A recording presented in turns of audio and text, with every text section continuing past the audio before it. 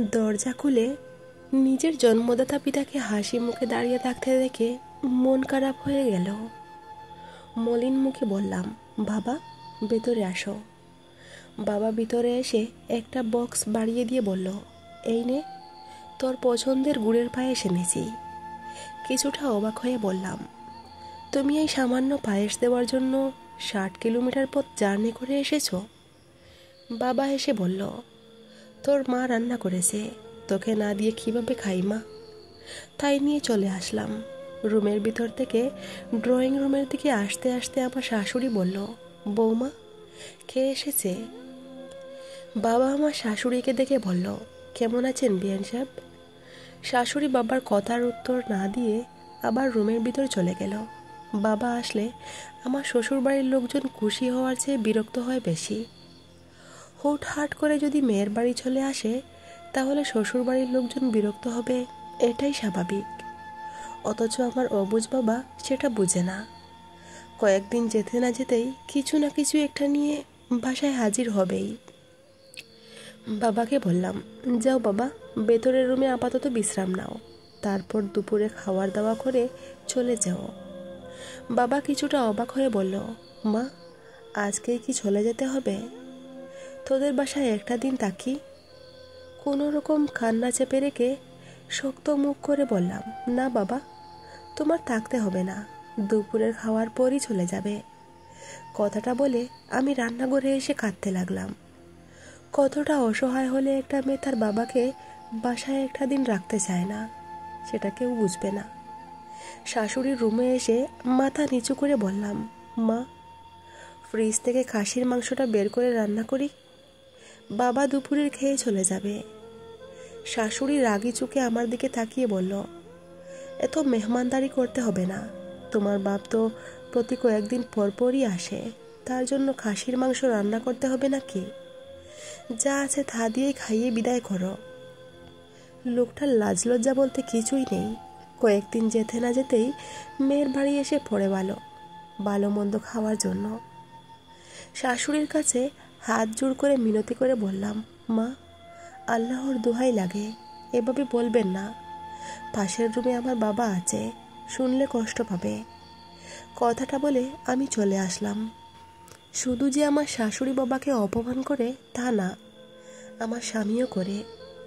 একবার আমার স্বামী বাবাকে বাজারের ব্যাগ দিয়ে বলেছিল, বাসায় তো বসেই আছেন, যান বাজারটা করে নিয়ে আসুন। মেয়ের জামাই শ্বশুরকে বলেছে বাজার করে নিয়ে আসুন। এটা যে কতটা অপমানজনক আমার বাবা সেটা বুঝতে পারেনি। উনি ব্যাগ নিয়ে হাসি মুখে বাজার করতে চলে গিয়েছিল। রুমে এসে দেখি বাবা খবরের কাগজ পড়ছে। আমাকে দেখে হাসি মুখে বলল, দেখলি সাকি বাবা সেঞ্চুরি করেছে, ছেলেটার ভেতর দম আছে, দেখিস সামনে আরো ভালো কিছু করবে। আমি বাবার দিকে তাকিয়ে ভাবতে লাগলাম, আমার বাবা তো এমন ছিল না, নিজের বিন্দু পরিমাণ অপমান সহ্য করতো না। সেই বাবা আমাকে বিয়ে দেওয়ার পর এমন হয়ে গেল কেন? দুপুরে বাবাকে খাওয়ানোর সময় মাছের মাথাটা যখন বাবার প্লেটের দিকে বাড়িয়ে দিব, তখন শাশুড়ি এসে বলল, তুমি জানো না মাছের মাথা ছাড়া আমার ছেলে খেতে পারে না? কোন হিসেবে নিজের বাবাকে মাছের মাথা দিচ্ছ? বাবা তখন শুধু তরকারির ঝোল মেখে খেতে খেতে বলল, তুই এত ভালো রান্না করিস কিভাবে? বাড়ি গেলে তোর মাকে একদিন শেখাবি। 25 বছর ধরে সংসার করছে, অথচ রান্নাটা ভালো করে শিখতে পারেনি। আমি তখন কাঁদতে কাঁদতে বাবাকে বললাম, আল্লাহ কি তোমাকে একটু লাজ লজ্জা দেয়নি? এত অপমানের পরেও কয়দিন পর পর মেয়ে শ্বশুর বাড়ি এসে হাজির হও। তুমি যদি আমার ভালো চাও তাহলে এই বাড়িতে আর এসো না। বাবা সেদিন আমাকে আর কিছুই বলেনি, শুধু যাওয়ার সময় আমার মাথায় হাত বুলিয়ে হাসি মুখে চলে গিয়েছিল। সেদিনের পর বাবা আর কখনো আমার শ্বশুর বাড়ি আসেনি। মাঝখানে আমার শাশুড়ি অসুস্থ হলো, স্বামীর ব্যবসার অবস্থা খারাপ হলো। বাবাই সব টাকা দিয়েছে, কিন্তু বাসায় আসেনি। একদিন শাশুড়ি আমাকে বলল, বেয়াই মশাই তো আর আসে না। আমি হেসে বললাম, মেয়ের বাসায় এসে কী করবে? মেয়ে তো তাকে একবেলা মাছের মাথা দিয়ে খাওয়াতে পারতো না। তরকারির ঝোল দিয়েই ভাত খেতে হতো। তাই হয়তো আর আসে না। স্বামী একবার বলল, বাবাকে বলো একবার বাসায় আসতে। এই কথাটা শুনে স্বামীর চোখের দিকে তাকিয়ে বললাম, কেন? বাজার করার লোক আছে তো। শুধু শুধু আরেকজন লোক বাসায় আনার দরকার কি? শাশুড়ি কিংবা স্বামী সেদিন কিছু বলতে পারেনি, শুধু মাথা নিচু করেছিল। 2 বছর পর আমি মেয়ের মা হয়েছি, কিন্তু মেয়ের প্রতি আমার চেয়ে আমার স্বামীর দরদ বেশি। মেয়ের রাতে যতক্ষণ সজাগ থাকে ততক্ষণ মেয়েকে কুলে নিয়ে হাঁটে। মেয়ে ঘুমালে মেয়ের মুখের কাছে মুখ নিয়ে নিঃশ্বাসের শব্দ শুনে। মেয়ে যেদিন আদো আদো গলায় বাবা বলে ডেকেছিল, সেদিন আমার স্বামী খুশিতে বাচ্চাদের মতো কান্না করে দিয়েছিল। একদিন মেয়েকে বুকে জড়িয়ে ধরে আমাকে আমার স্বামী বলল, আমার মেয়েকে আমি বিয়ে দিব না, সারা জীবন আমার কাছে রাখবো।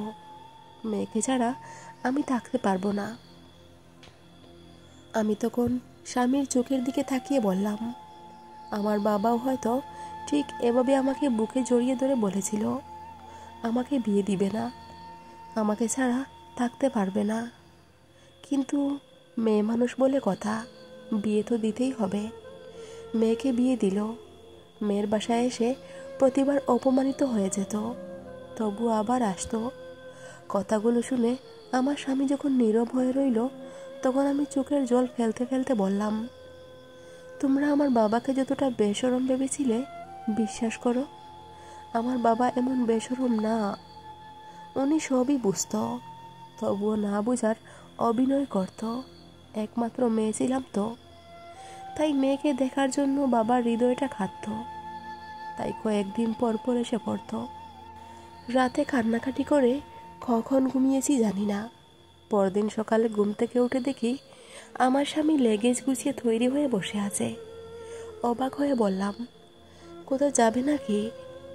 স্বামী মেয়ের দিকে তাকিয়ে কান্না ভেজা চোখে মুখে হাসি নিয়ে বলল, মেয়ের বাবা যেহেতু হয়েছি, সেহেতু শ্বশুরের কাছে গিয়ে নির্লজ্জ হবার ট্রেনিং নিতে হবে। কারণ একদিন আমাকেও হয়তো অনেক অপমান সহ্য করতে হবে, যেমনটা আমি আমার শ্বশুরকে করেছি। মেয়ের বাবাদের তো আবার লজ্জা থাকতে নেই। আমি আমার স্বামীকে কিছু বলতে পারছিলাম না, শুধু দেখছিলাম আর ভাবছিলাম, মেয়ের বাবা হবার পর নিজের করা ভুলের জন্য কতটা অনুতপ্ত হলে শুধরানো মানুষ বাচ্চার মতো কান্নাকাটি করে। আজকের পর থেকে স্বামীর প্রতি আমার কোনো অভিযোগ নেই। গল্পটা এখানেই শেষ করলাম। ভালো লাগলে চ্যানেলটা সাবস্ক্রাইব করে পাশে থেকো। ধন্যবাদ বন্ধুরা।